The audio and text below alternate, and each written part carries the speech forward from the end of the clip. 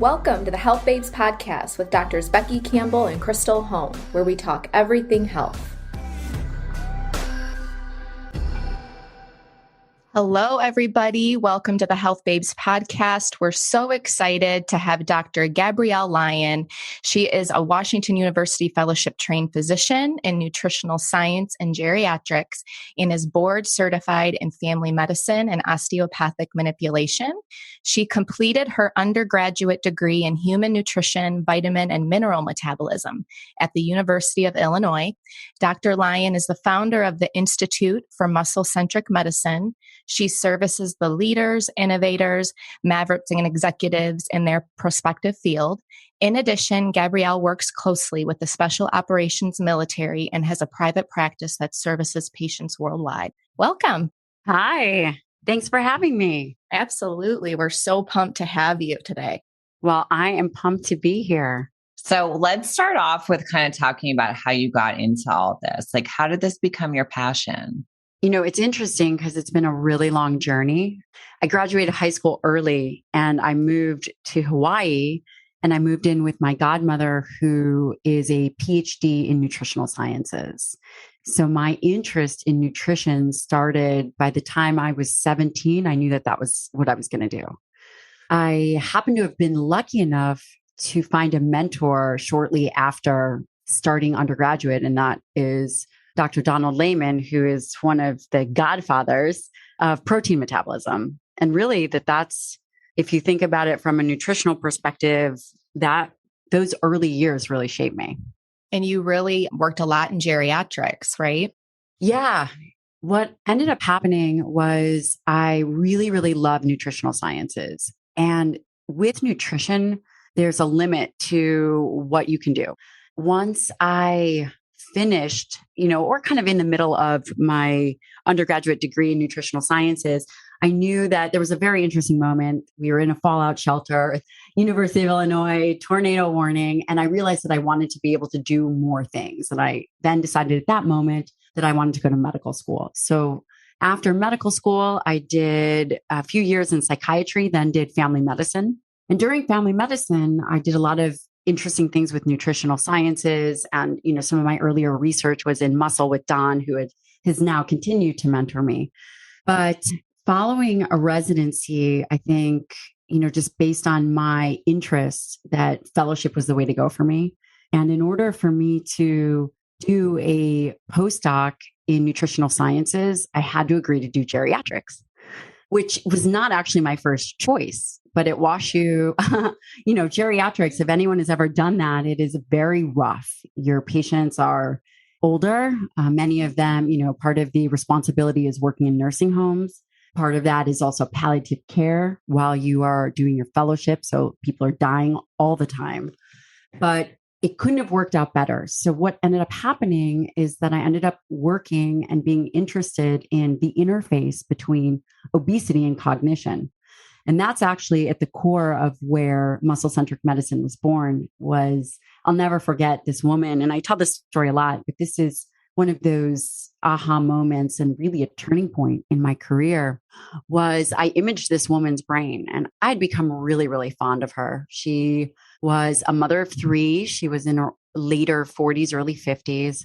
And she was overweight. She had always struggled with weight, and she had done a ton of yo-yo dieting, very low muscle mass. And when I imaged her brain, it looked like an Alzheimer's brain. And she's so young. And having spent Saturdays and Sundays in nursing homes during my fellowship, I knew what was coming for her. And it was so personally upsetting that at that moment, I realized that we're really failing and that the medical system is failing. The fact that we had always been so focused on adiposity and being overweight and being over fat, I realized that if this woman had focused on skeletal muscle and really thought about the ways in which she could augment that tissue, she would not be in this position. Because what I was looking at was really metabolic dysfunction of her brain based on her body weight. That's really interesting. And that's where muscle-centric medicine was born, in the concept that we're not over fat, we're under muscled, and understanding that muscle is actually at the core root of all these problems everybody's talking about. We think about obesity, diabetes, hypertension, cardiovascular disease, and we think about them in terms of, well, if you're obese, there's a great risk factor for that. And okay, we can all agree on that. So they focus on adipose tissue, on losing adipose tissue, when in fact, the defects and insulin resistance, things start in skeletal muscle first. It's not a body fat problem. It's a skeletal muscle problem. That makes so much sense too. And you talk about how muscle is an endocrine organ, right? And how it determines the way in which we age. Can you talk about that a little bit? Yeah. Skeletal muscle is an endocrine organ and it secretes myokines. And myokines are really, really fascinating. There's many different kinds of myokines. There's interleukin 10 and TNF alpha 1 and 2, you name it. There's a million. And what happens is, and there's not really a million, I'm overstating that, but there is a large amount of myokines, which are these substances, proteins secreted. They're like peptides called myokines. And what happens is they actually travel throughout the body and crosstalk with different organs. They regulate the way in which we use nutrients. They talk to the immune system. They act as anti-inflammatory agents. And this really happens when we are exercising. For example, if an individual is doing cardio, and there's these recent studies. There's actually a study that just came out that individuals that lose weight secrete myokines that suppress tumors. So this is really underappreciated. And by understanding that skeletal muscle is actually an endocrine organ, and the concept that these myokines go throughout the body and have anti-inflammatory effects, have anti-cancer effects, have brain effects, bone density effects, really changes the way in which we should put our emphasis on skeletal muscle. Let me give you one more example. If you go for a regular checkup, you're going to get your blood pressure measured. You're going to get your heart and lungs listened to. Maybe you'll even get a fasting blood glucose. Maybe they'll, give you a finger prick. They'll measure your BMI. They're not going to measure your skeletal muscle as a health endpoint, but they should. Yeah.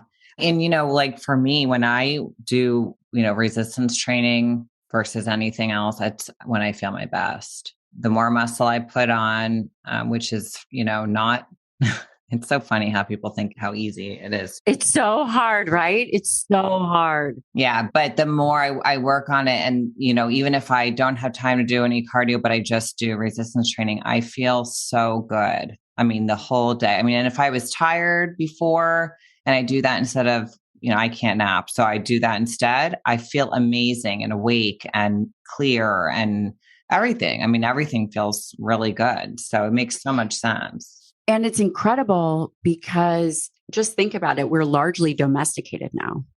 We take the elevator. We, feel as if we need days off from training. And, in reality, we're probably not working hard enough and we're not moving enough. And the body becomes deeply deconditioned.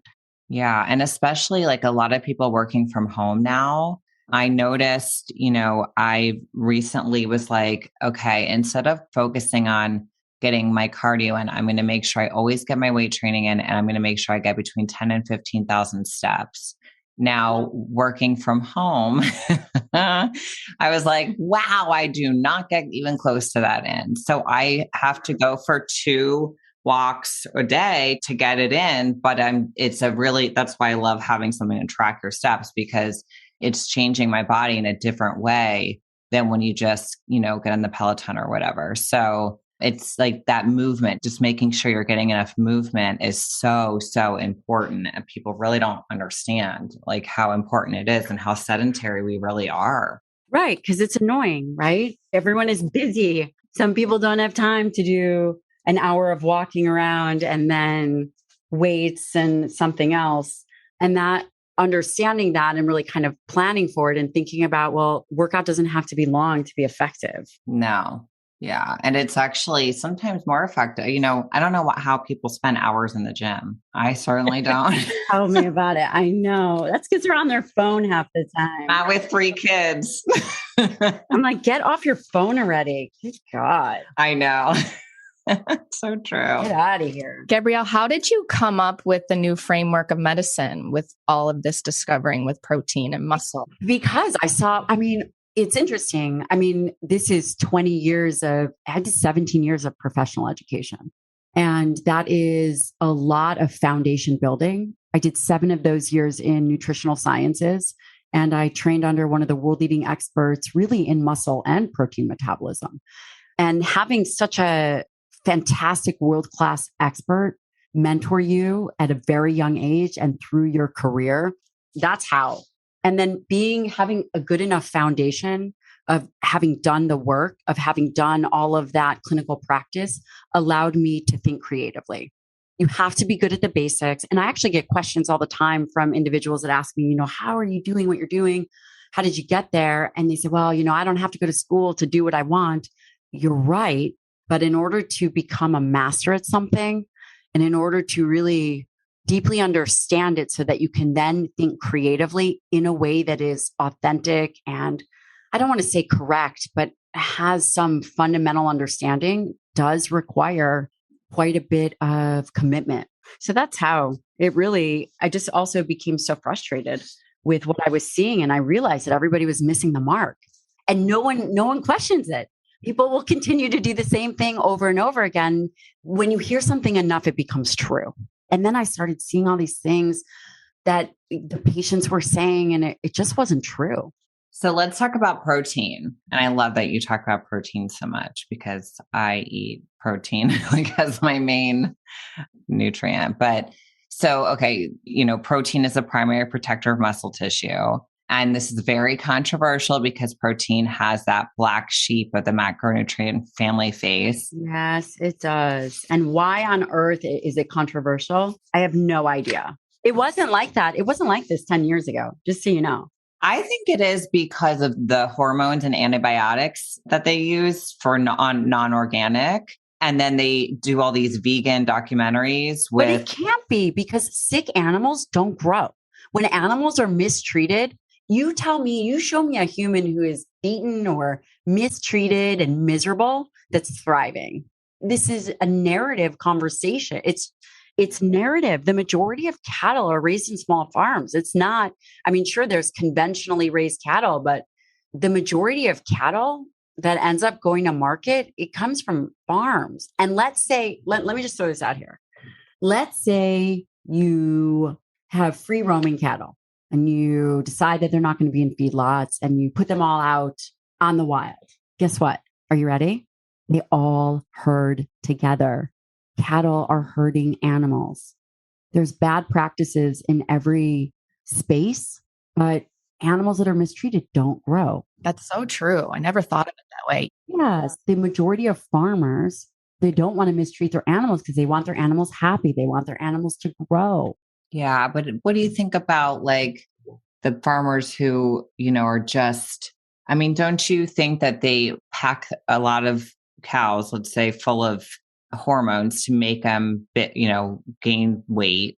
And then they, from what I understand, get infections a lot of the time from gaining weight so quickly and just not moving and all the ways that they're making them overweight. And then they give them antibiotics to handle that. And then that's the meat that they're selling that's in the regular supermarket that's not grass-fed, organic, any of that. And then they're taking that meat and they're studying that against a vegan diet and that's how they're saying a vegan diet is so much healthier, but they're looking at meat that's coming from a really sick cow. So I don't know. Right. So first of all, when meat comes to market, it can't have any traceable amount of hormones in it. And it can't have any traceable amount of antibiotics. Okay. See, I didn't know that. Yeah. The governing bodies for these things are very strict. That's really good to know because, you always see on the label, it'll be no antibiotics, no hormones. But it doesn't say it on all of them. It only says it on some brands. Right. Because let's say an animal did get sick and the animal was given a course of antibiotics, it can't label it as never being received antibiotics. It has to go somewhere else. That's what I'm saying, but they can sell that still, right? Yeah. Because it's out of that's like saying a human that took an antibiotic or a course of antibiotics always has that antibiotic in them. That's true. Yeah. And by the time cattle comes to market, so there's two options, right? Cattle that grows very slow, you might take 10 years for that cattle to actually mature. There's obviously, this isn't a black or white issue.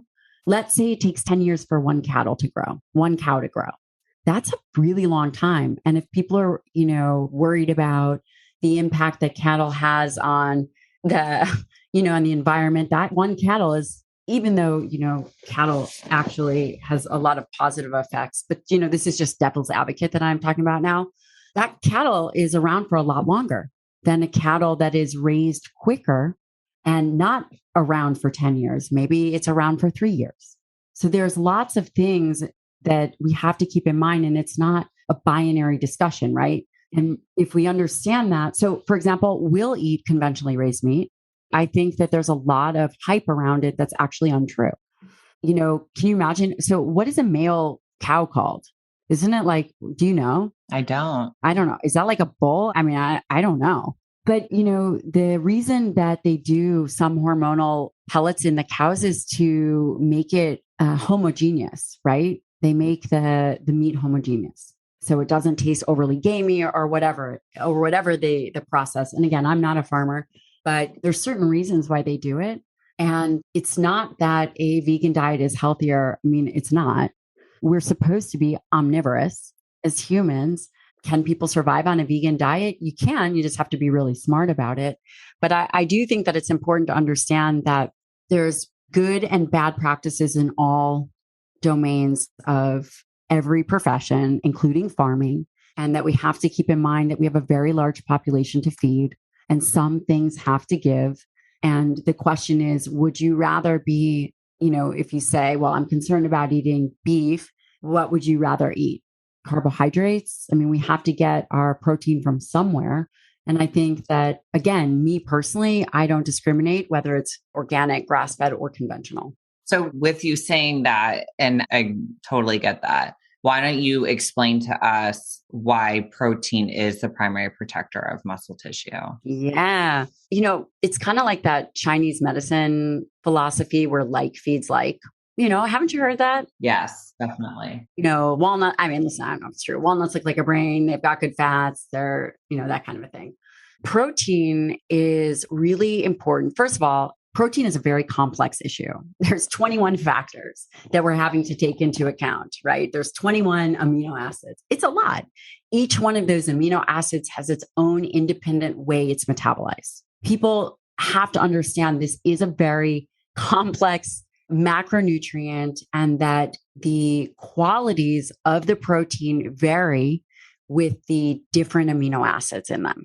Whereas, arguably fat and carbohydrates are much simpler. Protein is, again, 21 amino acid topic. In order for muscle protein synthesis to happen, it requires a robust amount of calories, right? You have to have enough calories, you have to have enough energy, and you also have to have a complete set of amino acids. And when you think about amino acids and you think about skeletal muscle, we must address the branched chain amino acids, which are leucine, isoleucine, and valine. Leucine, and by the way, branched chain amino acids are essential amino acids, meaning they have to come from the diet. I will say a caveat there. We're starting to see new studies come out that are primarily rodent models that for a period of time, individuals that consume a very high fiber diet, actually their gut microbiome can make some of these essential amino acids. I know. I heard you talking about that. Yeah. So that's kind of mind blowing. It is. Isn't there studies coming out with that? There is a study out in Nature right now. There's I think 2 more studies. It's a very new concept that is having that discussion. Again, rodents are not humans, but it's a proof of concept. But for right now, while the science is new, we can easily say that the essential amino acids for now, we'll continue to call them essential, right? Fair. We can all agree. And for skeletal muscle, the branch chain amino acids, particularly leucine, is required for the stimulation of a complex called mTOR. This is required for muscle protein synthesis. You cannot get this kind of robust response. Skeletal muscle is primarily sensitive to leucine. And this is why I talk so much about animal-based proteins, not because I care that it's animal-based or not. If in fact, vegetarian-based proteins had the same effect, I would talk about them instead. For me, coming from a space of being in practice for over a decade and seeing the devastating effects of declines in skeletal muscle, that's why I talk about protein. And so individuals, you must get high quality protein to stimulate that tissue. And broccoli does not have that. The amount of broccoli you would have to eat to reach that leucine threshold would be obnoxious. I remember, working out with trainers over decades, and I remember like probably 20 years ago, up to 10 years ago, they would always say, make sure you get your branched chain amino acids. And actually you need all of them. And Bob Wolf down in Galveston, he was originally in Galveston, Texas, actually wrote a fantastic paper about this, saying that if you just take branched chain amino acids, and I'll just give you an analogy, it's like putting a key in the ignition and going to start the car, but not pressing on the gas. So if someone were to think to themselves, okay, what's my perfect amount of protein I should be getting in a day? What would you say to them? I would say easily, it would be 1 gram per pound ideal body weight. Fantastic place to start. That's actually a little on the higher end, but it's, in my opinion, defendable by science. An individual doesn't have to go that high. You could easily go on lean body mass and not necessarily your ideal weight. But if I were to give a starting point, it would be 1 gram per pound ideal body weight. Okay, ideal. So if someone's trying to lose, then they would shoot more towards lower end then. Right. You need calorie restriction. Despite what is discussed, calorie restriction matters. That whole energy balance thing, it's a real thing. And I know people argue about it, that it doesn't matter as long as you're eating high quality foods. That's not actually true. You have to figure out a way to expend more than you ingest. One of the other reasons I love protein, because it has a thermo effect of feeding. So what does that mean? That means, let's say you eat 100 calories of steak. The amount of metabolic energy it takes to process that steak, the thermo effect of feeding, is roughly 20%. So your net caloric intake may only be 80 calories because it took 20% of the energy to actually utilize and metabolize the protein that you're eating and also the effects that it potentially has on muscle. So that's really interesting, whereas fat and carbohydrates are maybe 5%. Okay. What about animal protein versus plant-based protein? What do you think about that? Well, I think that I'm not to discriminate, right? I don't discriminate, but if you're going to do plant-based proteins, you need to make sure that you're getting your essential amino acids with them. Yeah. And you talked about even adding BCAAs when you're more plant-based too, right? To make it more complete. You can do that? Yeah, you can. Yeah, we do see in our practice a lot of nutrient deficiencies with a plant-based only diet. You do. Yeah, of course you do. The bigger question is why? Why is that happening? Why are we seeing this push towards more plant-based? Again, in my early career, it was never like that. And people want to be the healthiest version of themselves. And one of the things that's coming to be a problem is that there's a lot of misinformation. That's the truth. Instagram and the internet, it's just, there's so much out there. It can be overwhelming for people. And then the misinformation, right? It's really, really bad. Yeah. And it's interesting. I think there's a lot of noise in the space, more so than ever before. And unfortunately, that noise burns through a lot of time for people. They will go down a trajectory of trying something, having really good intentions, and then not feeling well, and then not feeling well for a very long time and continuing down that path. For example, some of my vegan and vegetarians are the sickest group of patients that I've had. Not to say that individuals that eat meat aren't sick, but I see much higher rates of periodontal disease. I see osteoporosis. I see elevated hemoglobin A1C. I see a lot of insulin resistance. I see a lot of issues, and you can navigate that during midlife. But then as you get older, and frankly, I don't have many older patients now because I have a concierge medical practice now, but it becomes much more harder to reverse. And it becomes, you don't want to be in the prime of your life having to struggle by not feeling well. So since you're talking a little bit about that anabolic resistance, can you talk to listeners a little bit about that? Right. Yeah, of course. So as we age, the body changes. And I'm not talking about like your boobs go down to your knees. That happens anytime you have kids. That's reality too. Yeah, I'm not talking about that. But as we age, there are physiological changes. The body becomes more insulin resistant. The skeletal muscle becomes less able to efficiently use protein. The sensing mechanisms within the tissue are less efficient. Wow. What does that mean? That means if you eat the way you did in your 20s and you don't account for that decreasing in efficiency, you will lose skeletal muscle. So what happens is that you must have robust meals between, really, as you're aging, between 30 and 55 grams of protein per meal to then overcome that anabolic resistance. You can make old tissue respond like young tissue if you have a robust amount of protein. Wow. People are so under protein. Right? And this is why, are you kidding? This is why I have to continue to talk about it. One, because it's a responsibility. I mean, this is what I was trained in. It is my responsibility because it is very misunderstood and it's so easy to fix. You just got to keep track. I mean, this morning I was like, okay, I'm going to have this much protein. I'm like, holy crap. You got to eat a lot too, You do have to eat a lot. And that, you could easily do it twice a day, right? If you're stimulating muscle protein synthesis twice a day and then you're training and one component, one other part of that, that's plenty. Can you give our listeners an example of like what you eat in a day? That would be great. Yes, I can. I actually fast. I train in the morning. And by the way, I have two very little children. I have a 2-year-old and a 7-month-old. So what I do is I get up and I caffeinate myself. My 7-month-old, I like caffeine IV running through. My 7-month-old gets up at 5 a.m. So I'm up caffeinating. Then I go to the gym at 6:45. I'll train. I won't eat my first meal. Again, I've trained my whole life. I will then eat my first meal, say maybe 1 o'clock. And that will be 6 ounces of ground beef, ground bison, maybe some greens, like maybe I'll have some jalapenos or cilantro on that. Maybe I'll throw a tablespoon of sesame oil on it. I keep it really simple, secondly, because I'm a horrible cook and it's just a total waste of my time.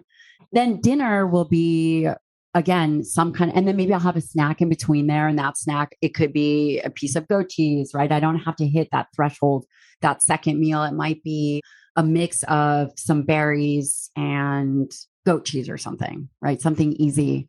Typically don't snack. And then dinner, I'll have another much bigger meal, which will be the same thing and be some kind of high quality protein. Typically do a red meat, might be a little bit of liver once a week, which is not my favorite, but we do it.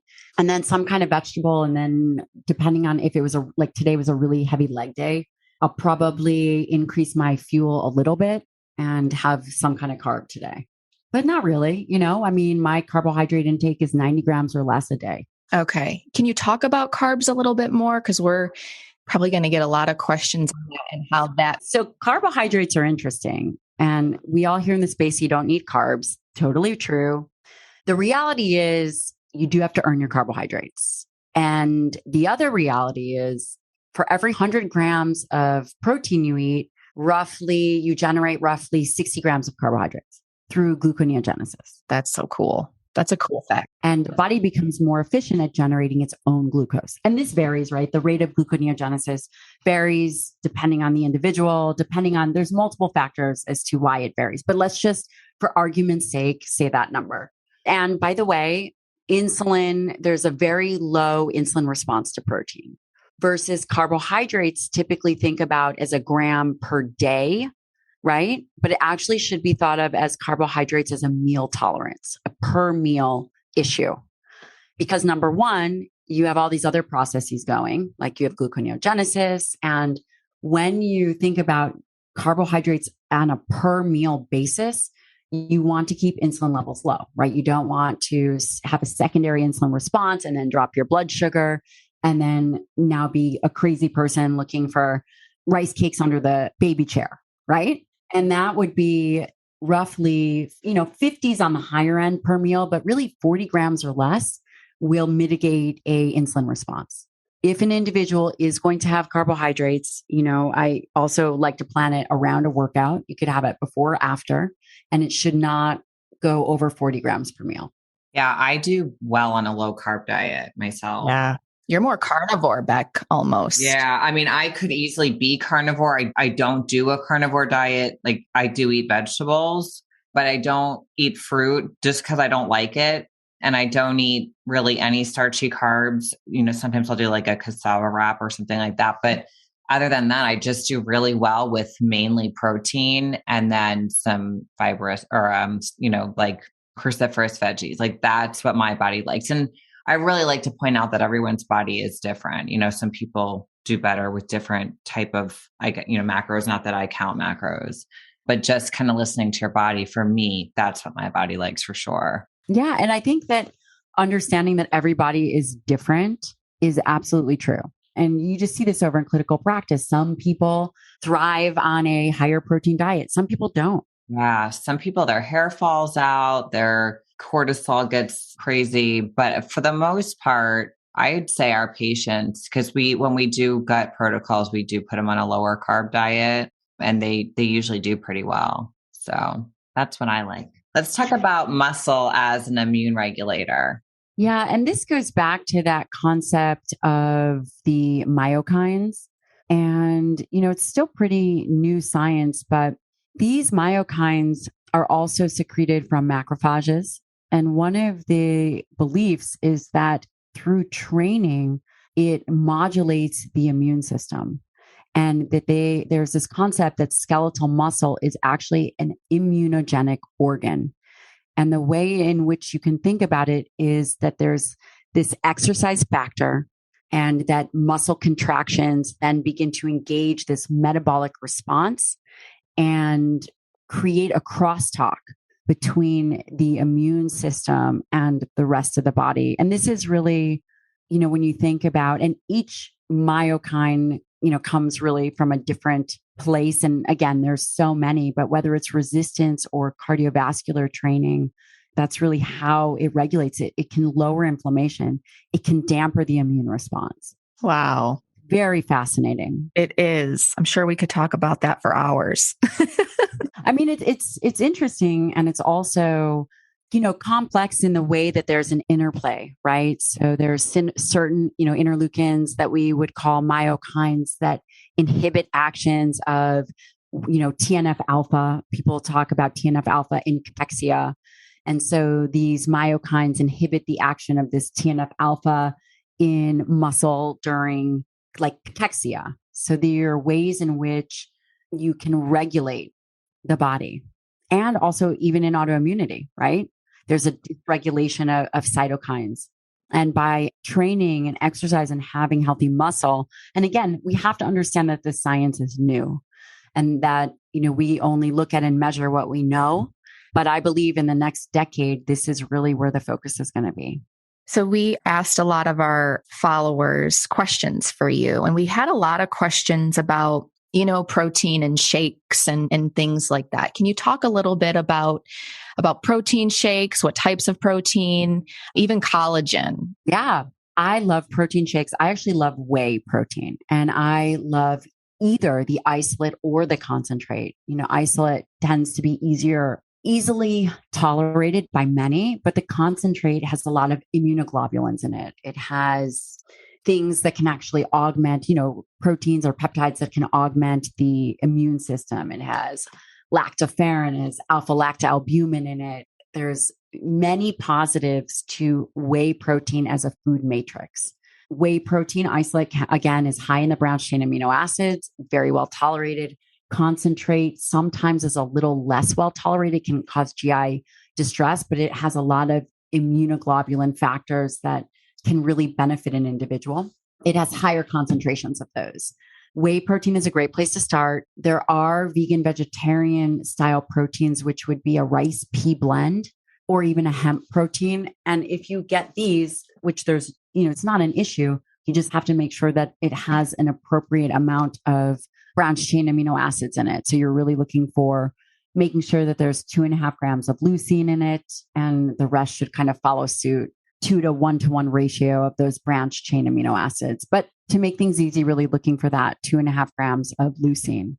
The next component of that would be collagen. Now, collagen, I love collagen. I don't love it for muscle. Collagen has no impact on muscle tissue. It is devoid of tryptophan. It is also extremely low in the branched chain amino acids. It is high in proline and hydroxyproline. There's some evidence that it can increase collagen synthesis and turnover, which we do go through quite a bit of collagen turnover. I have seen anecdotally it really do wonders for the skin and the gut, but it should not be used to augment protein intake per se. That's really important that you pointed that out, because I don't think many people know that. I would agree with you for sure. And that's again why, I really do my best to continue to talk about this stuff, because it's so important, because people, there's only so much time that we all have here. Can you talk a little bit more about how some patients can incorporate BCAAs too the right way, and how they will, how they work with the body and who could benefit from it, right? Well, if your diet is high enough in protein, you don't need branched chain amino acids. Where the branched chain amino acids are very beneficial are if you are trying to cut your calories, and let's say, or you have a very low protein meal. For example, if you have 3 ounces of fish and you really want to increase your protein intake, like Becky, you were saying that, it's really hard to get all that protein in. You're right. So that 3 ounces of fish plus a scoop of branched chains would then make the body see it as a higher protein meal of at least 30 grams of protein. And that would be a way in which you could, manage that.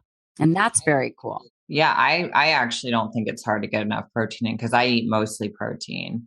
But I know a lot of people think it is. Like, a lot of people are like, how am I supposed to eat that much protein? In my eyes, I'm like, how do you not? You know what I mean, though? It's a lot. Yeah. It's a lot per meal for sure. Yeah, it's a lot per meal.